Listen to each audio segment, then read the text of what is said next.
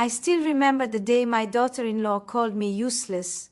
It was one of those words that didn't just hurt, it stayed with me like a small crack that kept growing deeper every day. My name is Helen and I am 71 years old.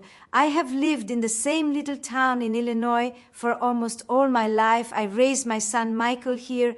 I built my dreams here. I also buried my husband here. Michael had always been my pride and joy. He was the kind of son every mother prayed for, polite, hard-working, gentle. The kind who would call me every day even after moving out. But life changes people sometimes, without us realizing it. It happened slowly after he got married to Claire. At first, I was overjoyed to welcome her into our family. Claire was beautiful, smart, and confident. She worked as a marketing executive in the city and had that fast-paced energy that made everyone notice her. She smiled a lot, but I could feel there was something guarded about her, maybe even cold. I thought maybe it was just nerves or new family awkwardness. The first few months went well. I visited them often and helped around their home-cooked dinners, baked cookies for them on weekends, and looked after their little daughter Emma while they worked. But slowly, I started to notice Claire's attitude changing. One afternoon, I overheard her telling Michael, "Mom is always here. I can't even relax in my own home. She doesn't know how to rest." I froze in the hallway. My heart sank, but I smiled anyway. When she saw me and said I was just passing through, I told myself she was just stressed. Maybe she didn't mean it. But then the distance grew wider. Michael stopped calling. As often, Claire became colder, and Emma, my sweet granddaughter, began to see less and less of me. I felt like a visitor in the life I had once helped build. Then came the day that broke me completely. It was a Sunday afternoon. I had gone over to drop off Emma's favorite blueberry muffins. Claire opened the door with a frown and said sharply, "Helen, you don't need to come every week. We can handle things." She said it like I was a burden, and I just stood there holding the warm tray in my hands.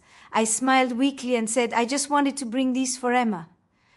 She sighed and said, "You're too much. Sometimes, you're just not helping anymore. It's useless." That word useless echoed in my mind over and over.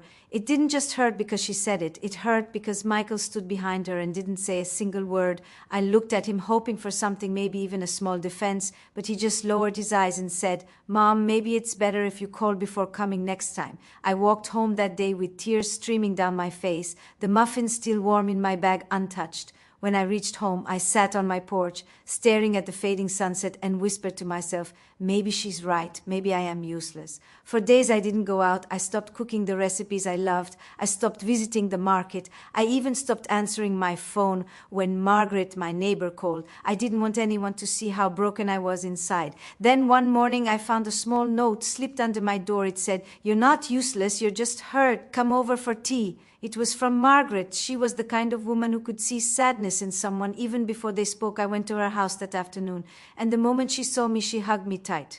She poured me tea and said, "Helen, you've spent your whole life giving. You raised your son alone after your husband passed. You worked at the hospital for 30 years. You helped half the town when they were sick, and now you're telling me you're useless." I shook my head, tears in my eyes, and said, "Maybe my time has passed, Margaret. Maybe people like me don't belong anymore." She took my hand and said softly, "The world may change, Helen, but kindness never goes out of style. You still have so much to give." That night, I sat at my kitchen table thinking about her words. I looked around at the pictures on my walls, photos of my husband holding baby Michael, our family vacations, the smiles, the love that once filled this home. I realized that the woman in those pictures wasn't useless. She was strong. She had lived through storms and survived. So I decided to make a small change. I started volunteering at the local senior center. It wasn't much, but it gave me purpose again.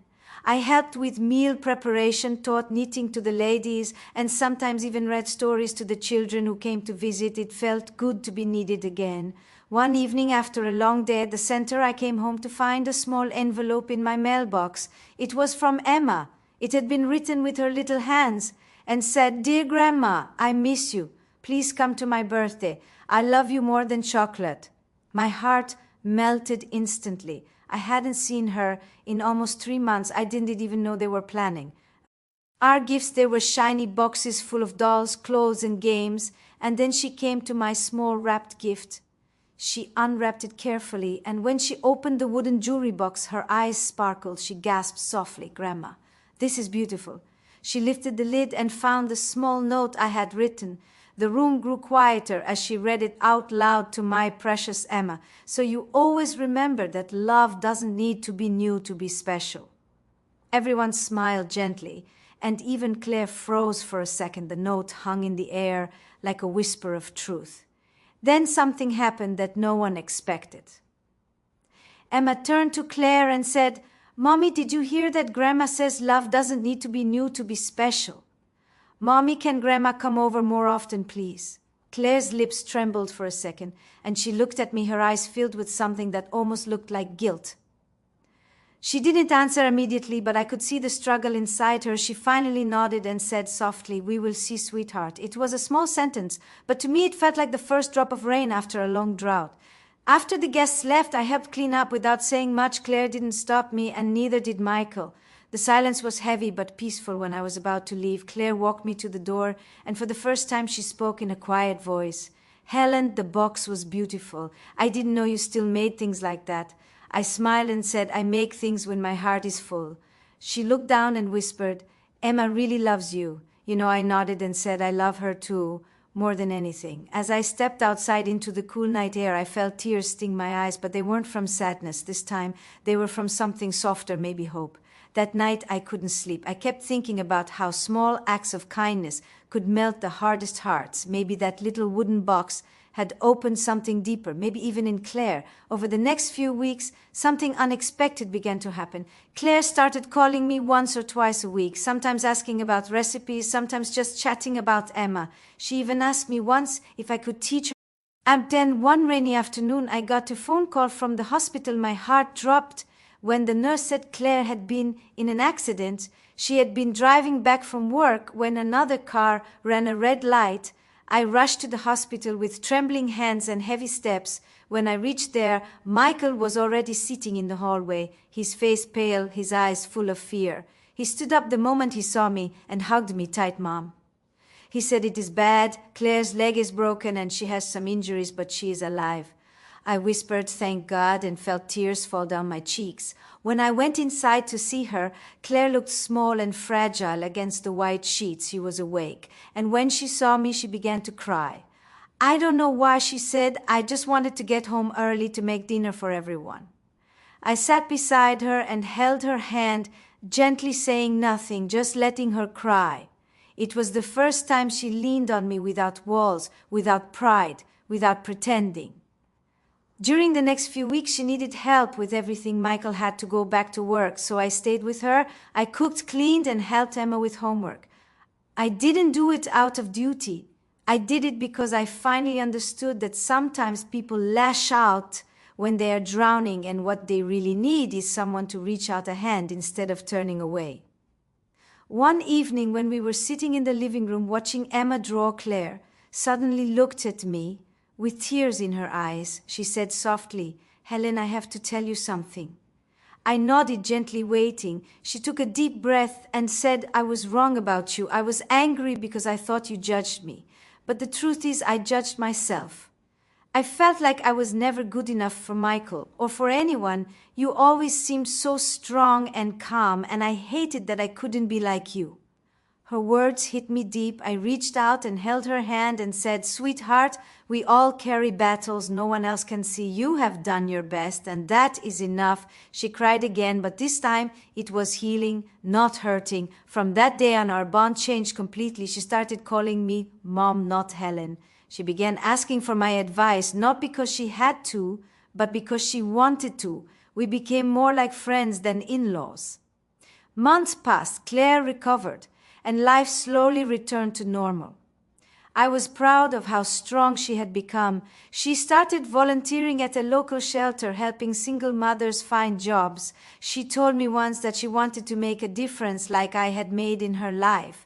But as life would have it, peace never stays forever. Just when I thought I had finally found the happiness I had prayed for, another storm was on its way. It began quietly one summer morning when I noticed that Michael had been acting strange. He came home late most nights and barely spoke to anyone. I could see the worry in Claire's eyes, but she didn't say much. She just smiled through it and tried to keep things together for Emma. One night when I couldn't sleep, I walked to the kitchen and found Michael sitting there alone, staring at a glass of water. He looked tired and broken. I sat beside him and asked softly, "Lee learned her worth." Michael buried his face in his hands and cried like a child, and I just stood there, my heart breaking for both of them. Days turned into weeks. Claire didn't come back. She stayed with a friend in another town, but she kept calling Emma every night. Michael was drowning in guilt, but he didn't give up. He started therapy. He stopped drinking. He worked harder than ever to become a better man. One afternoon, he asked me, "Mom, do you think she will forgive me?" I said, "I think she already has in her heart, but forgiveness takes time. You just have to keep showing her that you've changed."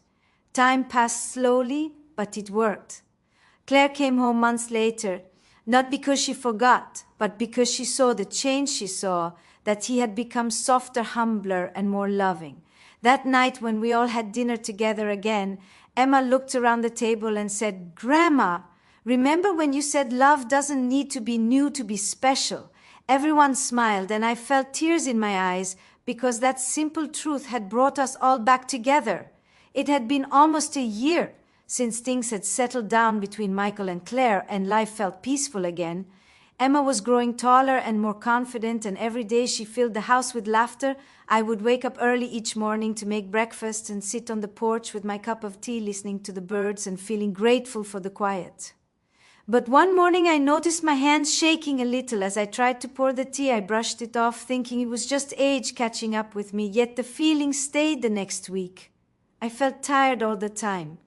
I would forget simple things like where I had put my keys or whether I had turned off the stove at first. I kept it to myself because I didn't want to worry anyone. I told myself that strong women keep going no matter what, but deep down I was scared. One afternoon when Claire came to visit, she noticed something was wrong. I was sitting at the table staring at the cup of tea that had gone cold. She touched my arm gently and said, "Mom, are you all right? You look pale." I smiled weakly and said, "I am fine, sweetheart, just tired." She didn't believe me. I could see it in her eyes. Later that week, she convinced me to go to the doctor. After a few tests, they told me I had high blood pressure and that I needed to slow down, take medicine, and rest more. I nodded, but I didn't tell anyone how frightened I really was. It wasn't just the sickness. It was the thought of becoming a burden again, of hearing someone call me useless, like before.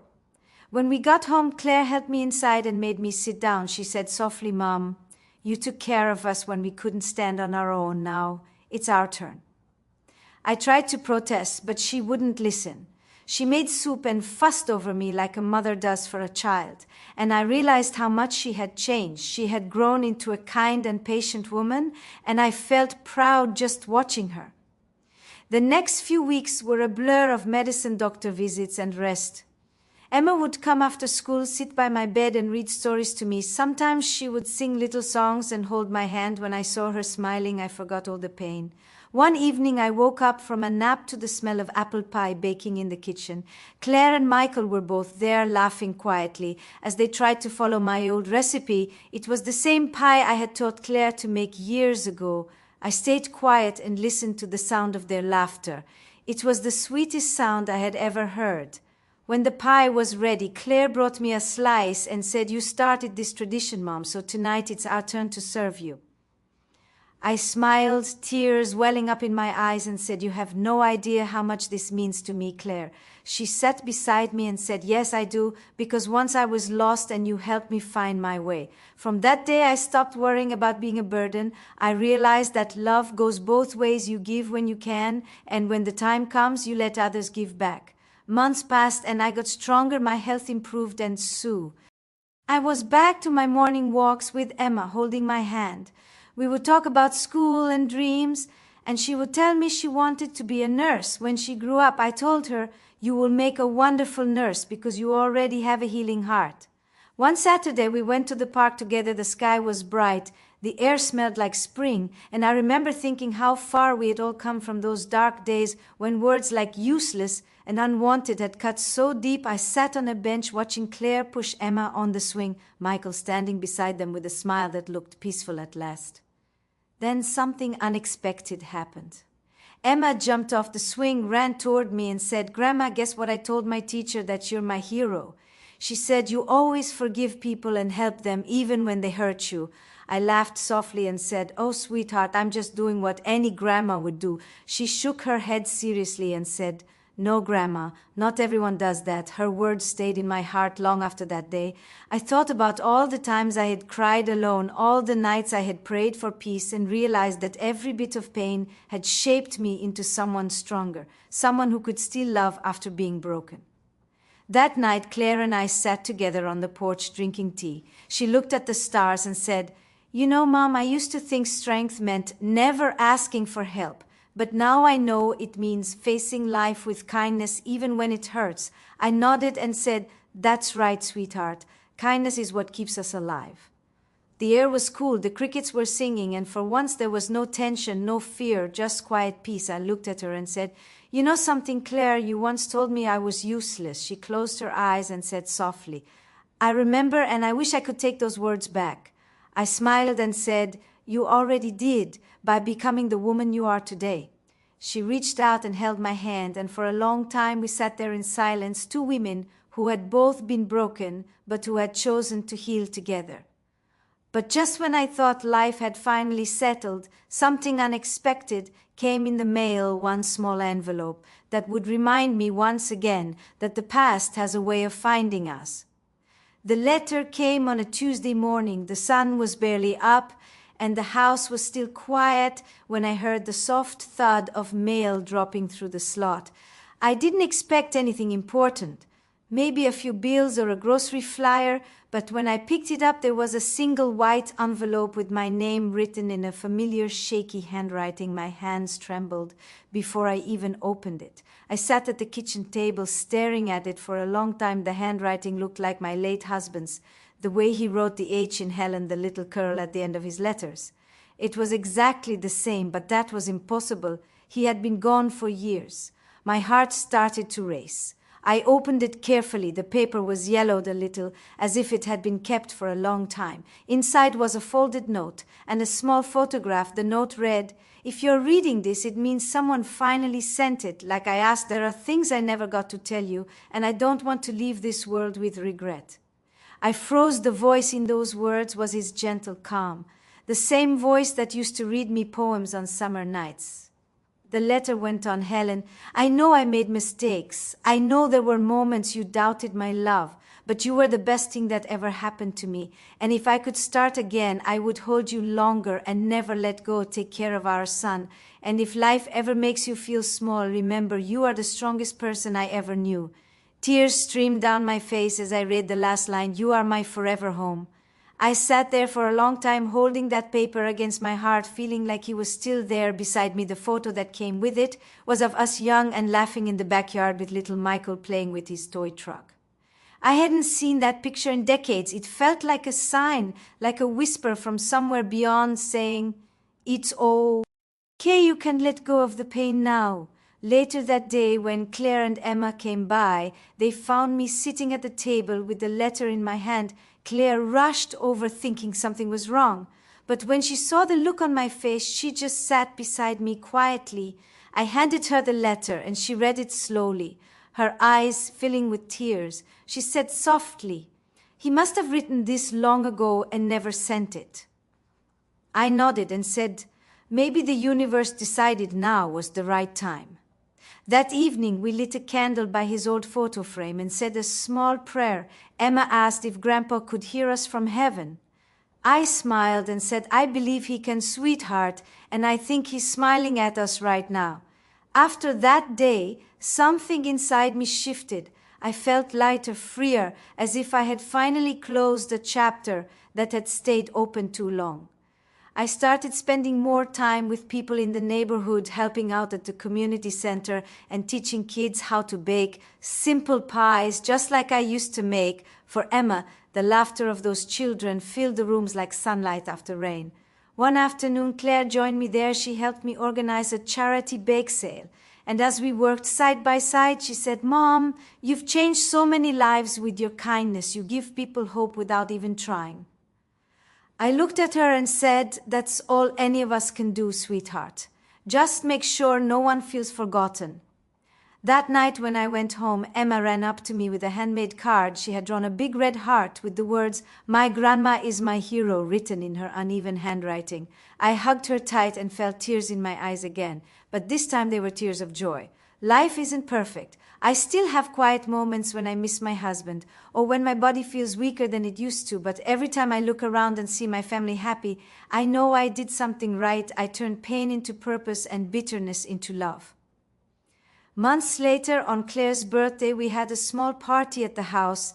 Just the family this time, no big crowds. She opened her gifts one by one, smiling and laughing. When she opened mine, she gasped. It was a small silver locket. Inside was a picture of her holding Emma. And on the other side were the words, "Love always finds a way." She looked at me and whispered, "Thank you, Mom. I don't deserve you." I shook my head and said, "No, sweetheart. We all deserve forgiveness and second chances." She hugged me tightly and said, "You taught me that." When everyone went home that night, I sat by the window watching the moon glow over the quiet street. I thought about how far we had come from those painful words, useless, to this moment of peace. I realized life has a way of turning full circle if you let it, if you stay kind, even when the world tries to harden you. I closed my eyes and whispered a little prayer, thanking life for every scar, every tear, every small miracle that had led us here.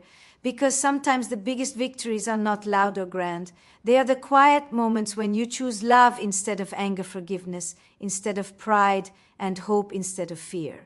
As I drifted to sleep that night, I felt something warm in my chest, the gentle, steady beat of peace. And for the first time in a long, long time, I knew that no matter what came next, I would never again feel useless. I would always have a purpose because love had found its way home. Time had a way of moving quietly. The seasons changed. The trees outside my window turned from green to gold and then bare again. Emma was growing older, her laughter deeper, her dreams bigger. Sometimes I would just sit and watch her and think how lucky I was to still be here, to still feel this much love after everything that had happened. But life never stops testing you. It waits until you feel safe and then softly knocks again to remind you that there is always more to learn, always more to give. It began one late afternoon when Claire came to visit. With a strange look in her eyes, she sat across from me at the table, her fingers tracing the edge of her cup, and I knew something was wrong. Before she said a word, "Mom," she began softly, "I need to tell you something." I nodded and waited. She hesitated for a long time and then said, "I went to the doctor last week. They found something in my breast." For a moment, the world went silent. The clock ticked, the wind rustled the curtain, and I could hear my own heartbeat louder than anything. I reached across the table and took her hand. Without saying a word, she looked at me and whispered, "They said it might be cancer, but they caught it early. I am scared, though." I squeezed her hand and said, "You don't have to be brave alone, sweetheart. We'll face it together." The weeks that followed were heavy and slow. Doctor visits, tests, surgery, plans, Emma asking questions that Claire tried her best to answer, Michael trying to stay strong but breaking down when no one was watching, and me. I prayed more than I ever had before. Every night I sat by my window and whispered to the sky, "Please let her be okay. She has come so far." When the day of her surgery came, I stayed in the waiting room holding Emma's small hand. She was scared and kept asking, "Is Mommy going to be all right, Grandma?" I smiled even though my chest felt tight and said, "Yes, sweetheart, she will come back stronger." Hours later, when the doctor came out with a gentle smile, I felt my knees give way. They said the surgery went well and that she would recover. My tears fell freely, and for the first time in days I could breathe again. When Claire woke up, she looked pale but peaceful. I sat beside her bed and she whispered, "Mom, thank you for staying. I don't know what I would do without you." I smiled and said, "You will never have to find out because I am not going anywhere." As days turned into weeks, she got stronger. She lost some hair but never lost her spirit. Emma helped her paint scars and Michael shaved his own head in solidarity. The house was filled with laughter again, and it reminded me how love always finds a way to bloom, even in the darkest soil. One morning, Claire came to me holding a small notebook. She said, "I started writing letters to Emma just in case you know." I shook my head gently and said, "You will be here to tell her everything yourself, sweetheart. But writing is good. It keeps your heart steady." She smiled and said, "I learned that from you." Months later, when the doctor finally said the words, "cancer-free," we all cried together right there in that cold hospital room. The nurses smiled because they could feel our joy like sunlight. Life slowly returned to normal again, but something had changed in all of us. Claire had become softer, even more grateful. She told me one day, "I used to think happiness was about having everything perfect. But now I know it's about being surrounded by people who never give up on you." I looked at her and said, "That's the real meaning of family." We began spending every Sunday together. It became our tradition.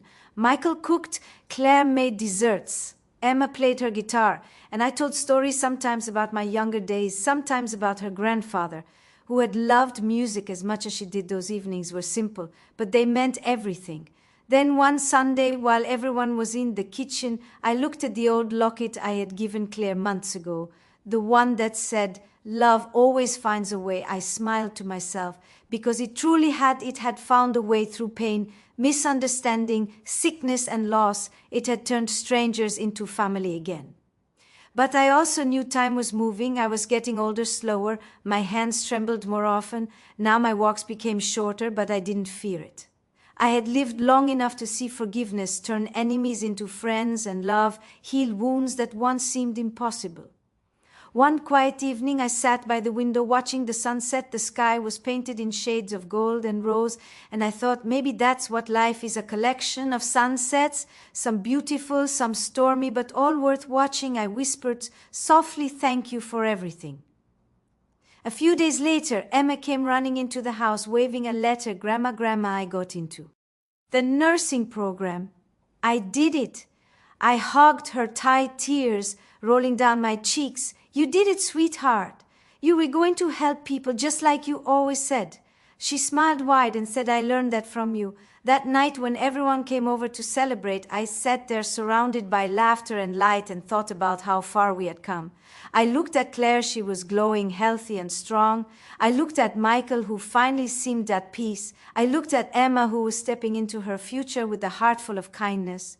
And for a moment, I felt my husband's presence again, like a soft whisper in the room, as if he was saying, "You did it, Helen. You gave them everything they needed." Later, when I went to bed, I felt a calm I hadn't felt in years. I knew no matter what happened next, I had lived my life with love, courage, and faith. I had turned pain into purpose and left behind something that would never fade.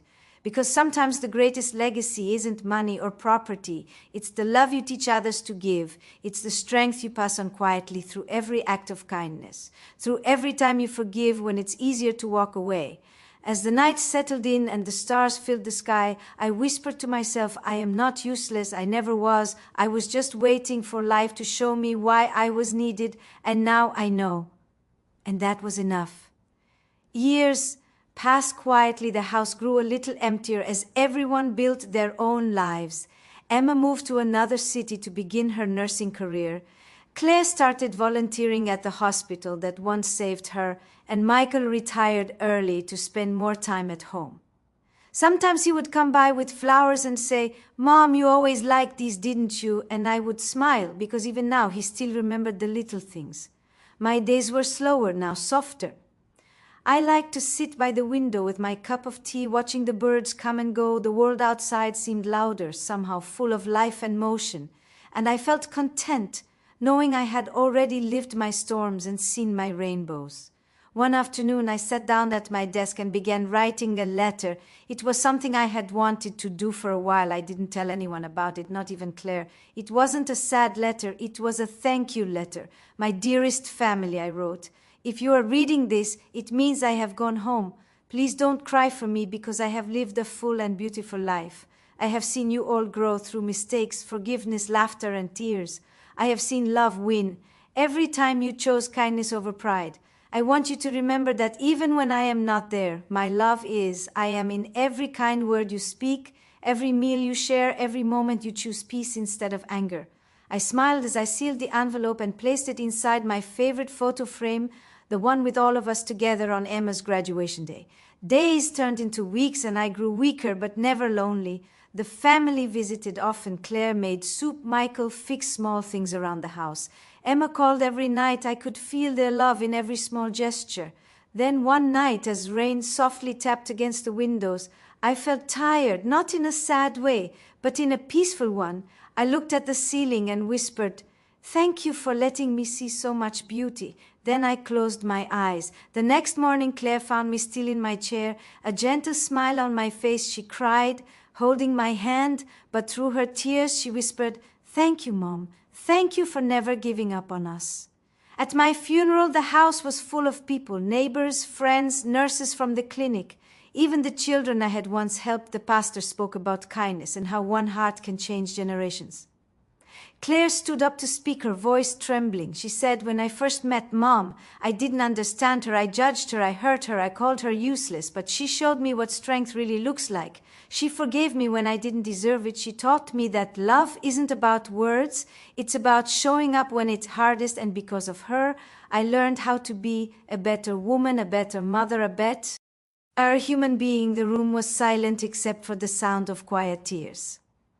Michael came up next and said she left me something I'll never forget. He held up the old keychain I had given him years ago. The one that said, "Home is not a place, it's the people who love you." He said, "I finally understand what she meant." Emma stood at the end, her eyes red but shining. She said, "Grandma told me once that being kind is the bravest thing a person can do. I'm going to spend my life trying to be as brave as she was." After the funeral, they went home and sat together in the living room, feeling the emptiness but also the warmth that lingered in every corner. That's when Claire noticed the photo frame. She opened it and found the letter. She read it aloud, her voice breaking but calm. By the time she finished, everyone was smiling through their tears. Years later, Emma grew up to become one of the most loved nurses in her hospital. She always wore a small silver locket with the words, "Be kind," no matter what engraved inside. She told her patients about her grandmother, who taught her how to keep hope alive. Michael and Claire grew old together. They moved back into my little house and turned the garden into a place where children could come to play and learn. They called it Helen's Corner. Every spring when the flowers bloomed, Claire would sit by the window holding her tea just like I used to and whisper, "You were never useless. Mom, you were the light that showed us the way." And somewhere beyond the clouds, I believe she was right. Because love never really ends. It just changes form. It lives in the way we speak to each other, the way we care for strangers, the way we forgive when it hurts. And if someone ever asks what makes a person truly brave, it's not the battles they fight alone, but the hearts they heal with patience and grace. So if you ever feel useless, unwanted, or forgotten, remember this story. Remember that even the smallest kindness can change everything, because one woman once thought she was useless too, until she realized she was the reason everyone else had learned how to love again. And that became her forever gift. The end.